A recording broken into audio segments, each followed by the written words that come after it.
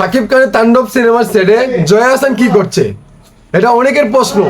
কারণ ভাই শাকিব খানের তাণ্ডব সিনেমার নায়িকা তো সাবিলা নূর, তাহলে জয়া আহসানকে কেন দেখা যাচ্ছে এই সেটে?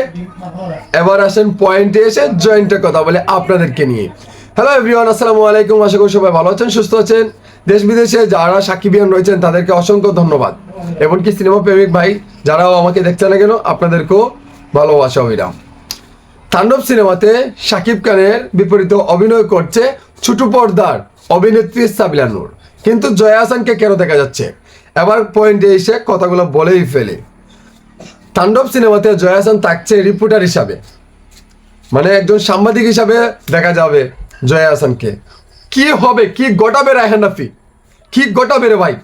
এত চমক দিচ্ছে, কারণ একের পর এক চমক দিয়ে যাচ্ছে। আমরা কিন্তু শুটিংয়ের আগেই জানতাম এই জয়া আহসান থাকবে, তারপরে সাবিলা নূর থাকবে, আরও একজন নায়িকা থাকবে।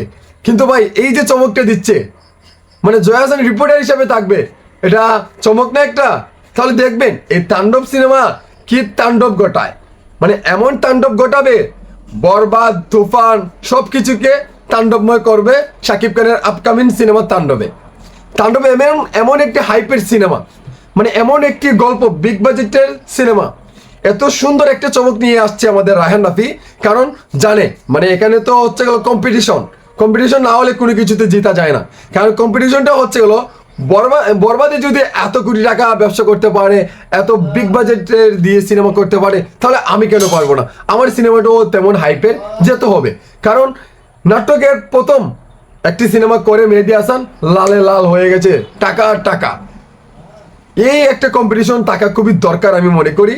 এইভাবে রায়হান রাফি এমন একটি চমক নিয়ে হাজির হয়েছে।